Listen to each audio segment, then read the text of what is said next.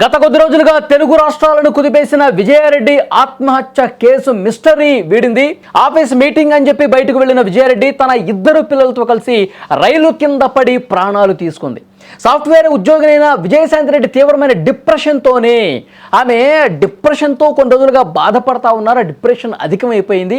అందుకనే ఈ కఠినమైన నిర్ణయం తీసుకున్నట్లుగా పోలీసులు తేల్చి చెప్పారు. విజయారెడ్డి కేసులో ఇప్పుడు అందరినీ కలిచివేస్తున్నటువంటి అంశం ఆ పిల్లల ప్రవర్తన. పోలీసులు జరిపిన లోతైన విచారణలో ఒక విస్తుపోయేటువంటి సంచలనమైనటువంటి నిజం ఒకటి బయటపడింది. విజయారెడ్డి తన పిల్లల్ని అత్యంత కట్టుదిట్టంగా తన కంట్రోల్లోనే పెంచారు. వారు తల్లి మాటను తూచా తప్పకుండా పాటించేవారు. వేరే వాళ్ళు చనిపోయారని చెప్పి బయటకు తీసుకెళ్ళినా సరే, లేదా ఇంకెక్కడికి వెళ్ళినా ఆమె ఏది చెబితే అది చేయటమే వాళ్లకు తెలుసు. తల్లి మాట జవదాటనటువంటి పిల్లలుగా వాళ్ళకి పేరుంది. అందుకే చనిపోవటానికి ముందు విడుదలైనటువంటి సీసీటీవీ ఫుటేజ్లో కూడా వారు ఎంతో ప్రశాంతంగా తల్లి వెనుక నడుస్తూ కనిపించారు. స్క్రీన్ మీద ఆ దృశ్యాలు కూడా 2-3 రోజులుగా మనం అందరం చూస్తూ ఉన్నాం. సాధారణంగా ఆ వయసు పిల్లలకు ఏది మంచి ఏది చెడు అనేటువంటి విచక్షణ అనేది ఉంటుంది. కానీ విజయారెడ్డికి తన పిల్లలపై ఉన్న ఆధిపత్యం ఎంతలా ఉందంటే, ఆత్మహత్య చేసుకోవటానికి రైల్వే ట్రాక్ వద్దకు వెళుతున్నప్పుడు కూడా వారు ఆమెను కనీసం ఒక్క ప్రశ్న కూడా అడగలేదు. అమ్మా ఇక్కడికి ఎందుకు వచ్చాం అని కనీసం నిలదీయలేదు. బహుశా తనతో పాటు తన పిల్లలు కూడా చనిపోవాలని విజయారెడ్డి భావించడానికి కారణం, తాను లేకపోతే వారు ఈ సమాజంలో బతకలేరు అన్న ఆమె అతి జాగ్రత్తేనని పోలీసులు చెప్తున్నటువంటి పరిస్థితి.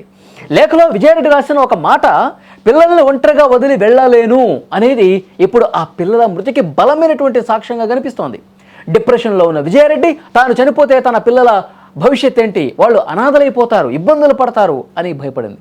అందుకే వారిని కూడా వెంట తీసుకెళ్లాలనే కఠిన నిర్ణయం తీసుకుంది. తల్లి మాటే వేదంగా భావించే ఆ పిల్లలు ఆఖరి క్షణంలో రైలు దూసుకొస్తున్న ఆమె చేయి పట్టుకుని మృత్యువులోకి నడిచారే తప్ప తప్పించుకునే ప్రయత్నం చేయలేదనేది కూడా ఇక్కడ క్లియర్గా అర్థమవుతుంది. ఒకవేళ ఆ పిల్లలకు బయట ప్రపంచంతో సరైన సంబంధాలు ఉంటే, తల్లిపై ఆ స్థాయిలో ఆధారపడి ఉండకపోతే ఈరోజు ఫలితం వేరేలా ఉండేదేమో.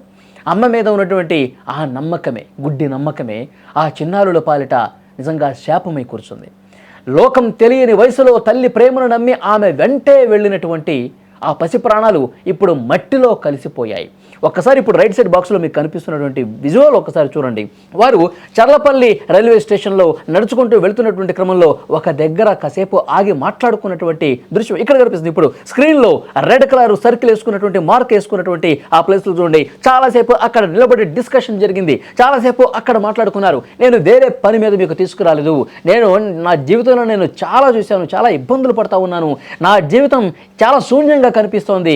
నేను ఒంటరిదాన్ని అయిపోయాను. నేను లేకపోతే నేను ఈ లోకం నుంచి వెళ్ళిపోదామని చెప్పి డెసిషన్ తీసుకున్నాను.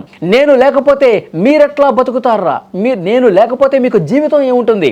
నేను డెసిషన్ ఆల్రెడీ తీసేసుకున్నాను. నేను రైలు కింద పడి చనిపోవటానికే వచ్చాను. నాకు జీవితం లేదు, నాకు ఈ లోకంతో పనేం లేదన్నట్టుగా అనిపిస్తుంది. అంత సంతృప్తి, అంత ఒంటరితనం కనిపిస్తుంది. నేను లేకపోతే మీరెలా బతుకుతారు?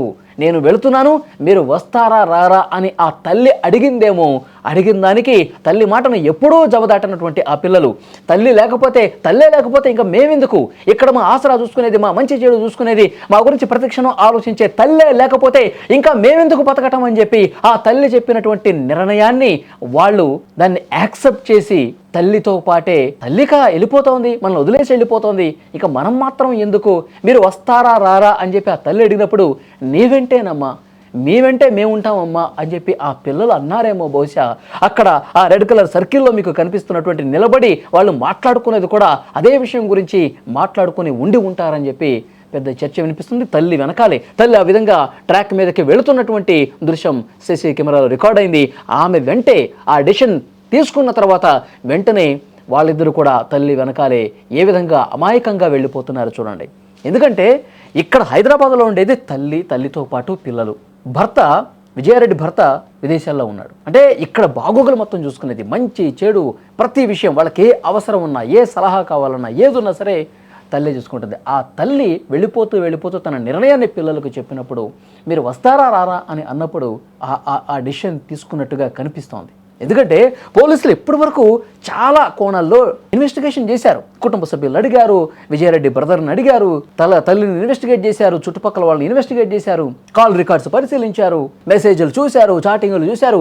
ఎక్కడా కూడా వేరే వ్యక్తి ప్రభావంలో, వేరే వ్యక్తి ఇబ్బంది పెట్టడం వల్ల, వేరే వ్యక్తి బెదిరించడం వల్లనో, ఎవరితో ఉన్న కష్టం ఉండో, ఎవరితో ఉన్న ఇబ్బంది ఉండో ఈ డెసిషన్ తీసుకోలేదు అన్నట్టుగా పోలీసుల విచారణలో బయటపడింది. కేవలం ఒంటరితనం, కేవలం డిప్రెషన్.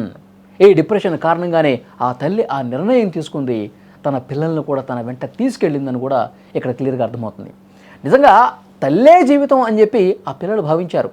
వాళ్ళు ఇంటర్మీడియట్ చదువుతున్నటువంటి పిల్లలు, ఎందుకంటే ఎప్పటి నుంచో తల్లి దగ్గరే గారాభంగా పెరిగారు. మనకి ఏదన్నా తల్లే అని చెప్పి భావించారు. ప్రతి క్షణం తల్లి తల్లి అని చెప్పి ఆలోచనతో ఉన్నారు. కానీ వాళ్ళు ఆ నిర్ణయాన్ని రిజెక్ట్ చేయటానికి వాళ్ళకి స్కోప్ లేకుండా పోయింది. తల్లి ఆల్రెడీ డెసిషన్ తీసేసుకుంది. ఈ తల్లి లేకపోతే మేమెట్లా? ఎందుకంటే పిల్లలకి తండ్రి మీద కంటే కూడా తల్లి అంటేనే ఎక్కువ అనుబంధం ఉంటుంది, ఎక్కువ ప్రేమ ఉంటుంది. తల్లి లేకపోతే మేము బతకలేమని చెప్పి భావిస్తారు చిన్నపిల్లలు. సో డెఫినెట్గా ఆ ప్రభావానికి గురైపోయారు.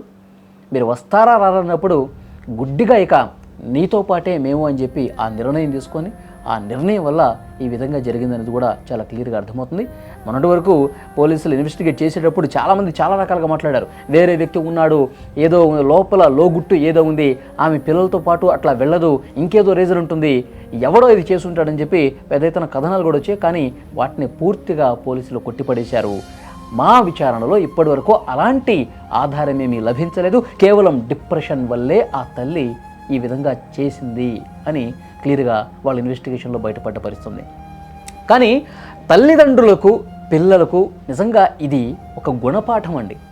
పిల్లల్ని ఏ విధంగా పెంచుతున్నాం, పిల్లల మనసులు ఏ విధంగా ఉంటాయి, తల్లి నిజంగా తన ఆలోచన విధానం ఒక బలహీన క్షణాల్లో ఎలా ఉండిపోతుంది, డిప్రెషన్ ఉంటే ఆ డిప్రెషన్ నుంచి బయటకు రావడానికి ఎలాంటి చర్యలు అవసరం, వాళ్ళతో సంబంధం ఉన్నవాళ్ళు, వాళ్ళ కుటుంబ సభ్యులు ఎవరైనా సరే ఆ డిప్రెషన్ని కనిపెట్టాల్సినటువంటి అవసరం ఉంది.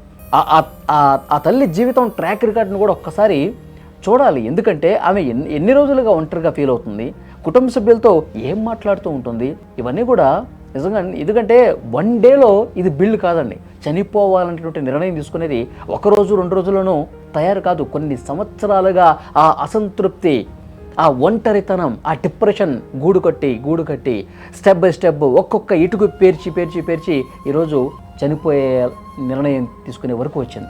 కాబట్టి డెఫినెట్గా అసంతృప్తి, ఆ ఒంటరితనం, ఆ బాధ, వాటన్నిటిని కూడా పంటి బిగువన భరిస్తూ వచ్చి ఈరోజు పిల్లలను కూడా తీసుకెళ్ళిపోయేటువంటి పరిస్థితి వచ్చింది.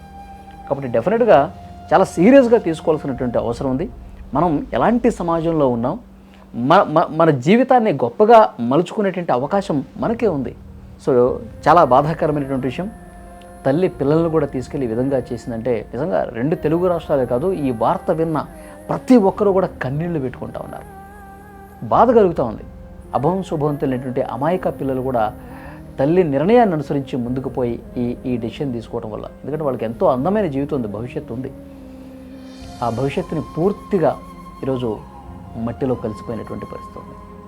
సో డెఫినెట్గా ఇంకా ఇలాంటివి జరగకుండా ఉండటానికి కుటుంబాలు ఆలోచన చేయాల్సినటువంటి అవసరం ఉంది.